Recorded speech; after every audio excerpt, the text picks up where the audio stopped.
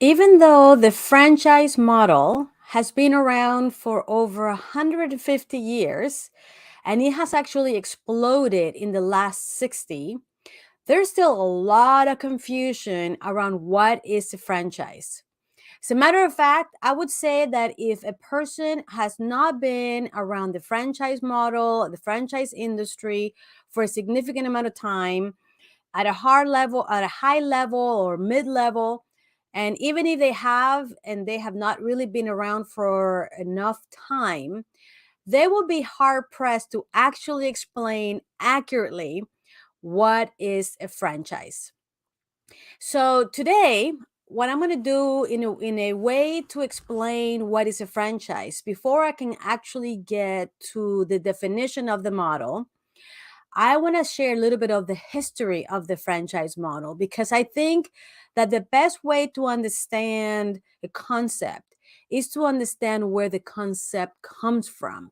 And that will expand our knowledge and understanding of what this concept is.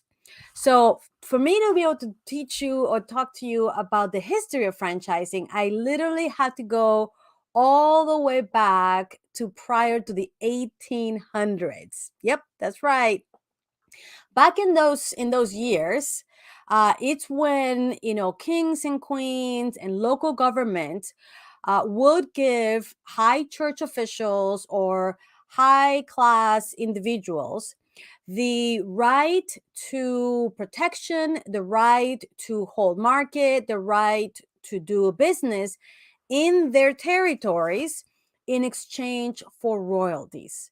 Because back then, obviously, this government and these kings and queens were not able to maximize the lands that they owned. And so instead, gave those rights or those abilities to the people they chose in exchange of revenue that they could collect and live their lavish lives. This is where the word royalties first came from and is originated from back in the 1800s. So let's move forward a little bit between the 1800s and the 1900s. This is where back in England and Germany, a lot of beer brewers looking or searching among the local pubs provided them or offer them in exchange for discounts and credit the exclusive rights to distribute their particular beers.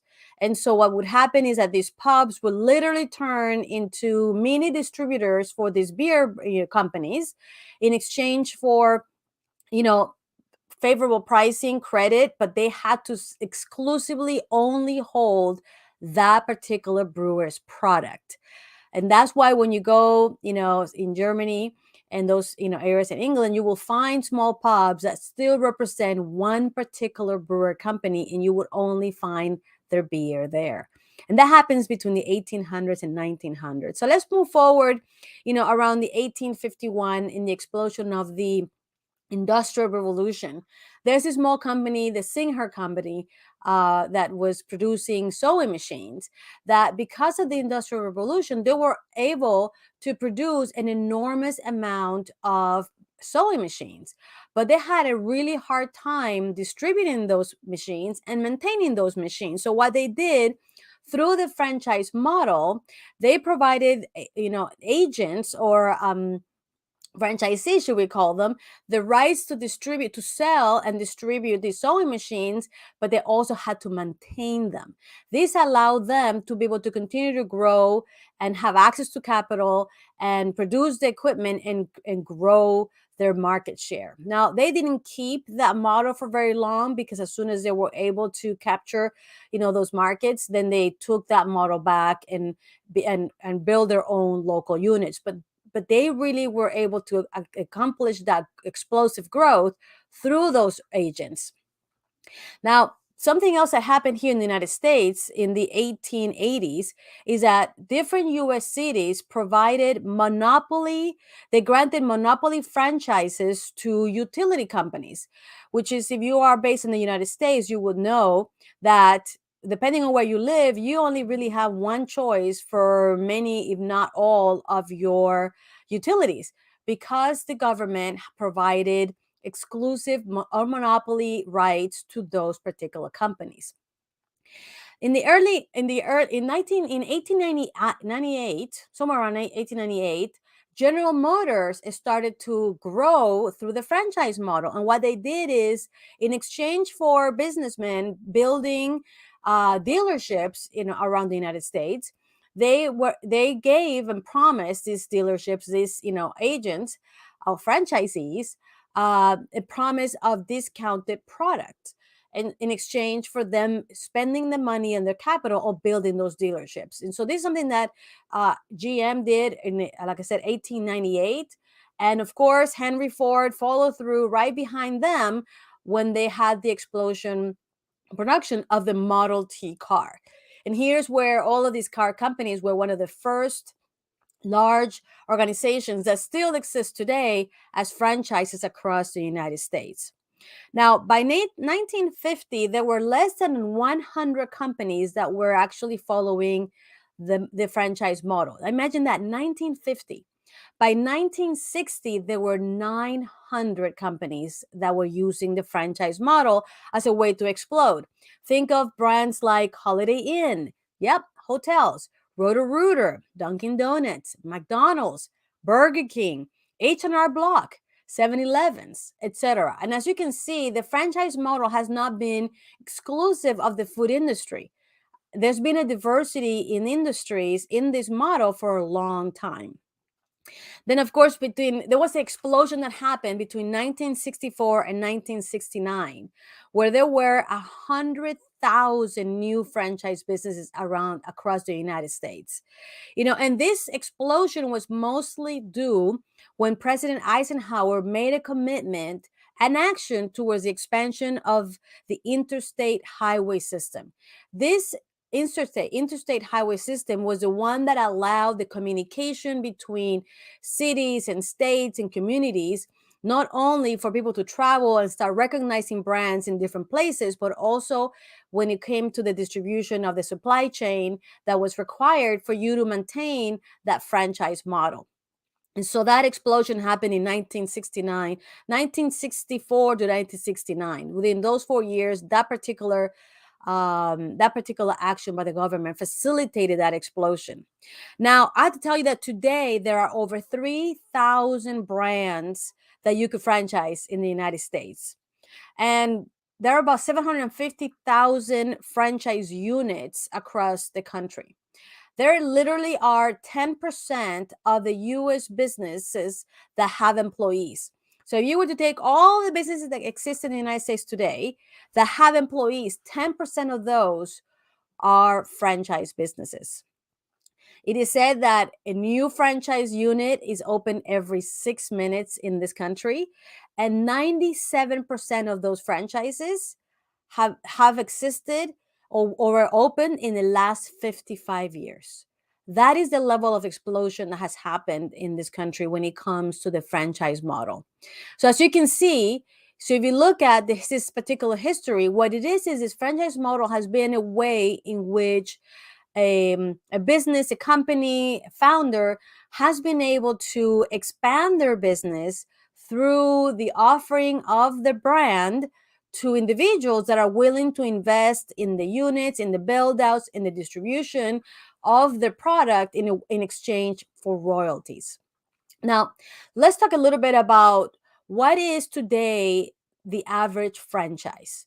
So, and what is their history, or how did a franchise comes to be? So the beginning of any franchise is just really some entrepreneur or founder, creator that defined and was excited about creating a brand, a business that they came up with, a product that they were passionate about, a service process on how to sell this product, and the designing of a location or a building or maybe a truck on where to sell this product of service.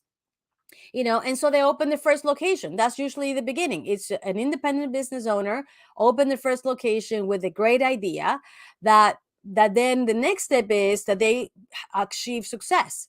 And success means that once they open the business, they were able to, at some point in time, achieve a break-even point, meaning that they started to cover their costs, and eventually started to make profit based on the increased volume of the business and the proper management of this business. So as they have achieved the success, either themselves thought about growing, or people will say, hey, this is so great, you should open up other businesses and go somewhere else. And that's when they achieve the next level in the business, which is the business, the growth phase. And in that growth phase, what they do is, because of the excitement of the success of the first unit, they decide to open a second unit, and maybe a third unit, and maybe a fourth unit. And at the success of these units, of copying or duplicating the original product, the original service process, the original image of the location in which the business was sold, and of course the management of that business, they were able to open other units and successfully. So now obviously there are a lot of people that open new businesses, there are a lot of people that achieve success, and there are a lot of people that may open multiple units, but not very many, or not everybody is able to do that. And so you really have to go through these three phases before you go to the next phase, which is the phase in which you franchise your business. And what this is the moment that you realize that for you to be able to continue to grow, it will require a lot of capital investment. And so the franchise model allows you to continue to grow, like it did the sewing, the Sing sewing machine, and the car dealerships, and all those brewing, beer companies, to grow by having other people invest on the building of these locations, and then the distribution of the product and service process that the original founding company created, in exchange of royalties or a fee, so that this original founder or owner can then still have that increased revenue and maximize a proven brand that they created through the investment of others. And so here's where the franchise phase comes in, when this business owner decides to start selling or offering the rights to duplicate the brand. So what do they offer? Like, what is a franchise? And here it comes to as you as a person that would like to acquire a franchise, what are you actually acquiring? Or meaning, what is it they're actually offering when they offer a franchise? Well, what they're offering in exchange of a royalty fee and other fees, the right to duplicate that successful product, service process, and image location that has proven that people are willing to pay you money in exchange for that product or service. And so what they're doing is they're offering you the product they created, they're offering the service procedures that they define as successful, and they're offering the image of that location. What they're not offering, which is very important and probably just as important as what they're offering, is they're not offering people management. They are not offering financial management. They're not offering administrative management. Basically, they're not offering the management of that business. And so I would say that this is why it is so critical that as a future franchisee or current franchisee, that not only do you operate these brand, the product, service, image with a high level of excellence, but that you also bring in on your, from your side, the business acumen, the knowledge on how to manage a business so that you can turn that sales, that revenue that this product, service, and image brings in, and being able to turn it into a profit. And here is where a lot of the confusion happens, because a lot of franchisees, obviously people that are not in the franchise world are not clear about this, but even there are franchisees today that they do not know, don't have the clarity that when you buy a franchise, you are buying the product, service, image. You're not buying a management system of the business. And this confusion becomes a challenge when it comes to operating the business profitably, which is why today you would see McDonald's that are closed. You would see Dairy Queens that are closed. You would see, Roto-Rooters that are closed, Holiday Inns that close. Why? Because, obviously when you acquire when you acquire the rights for a franchise of a brand, you're acquiring part of the business that gives you success. The brand usually is a proven brand that's proven to bring revenue in exchange of the product or service, but no franchisor, and franchisor, by the way, is the original founder that's giving you the rights for this franchise. No franchisor will ever promise a profit, because they have no control over that, because you as a business owner decide how you're going to manage your business. And so something that is very important to be clear when you are into the franchising. Now, I love the franchise model. I love the fact that people, entrepreneurs, inspiring and ambitious men and women are able to get, achieve their dream of business ownership through franchising by acquiring the rights to duplicate a proven brand that they know that if they open it, they will have revenue. However, that is still only part of what you need to have and bring to the table to have success at the end of the day.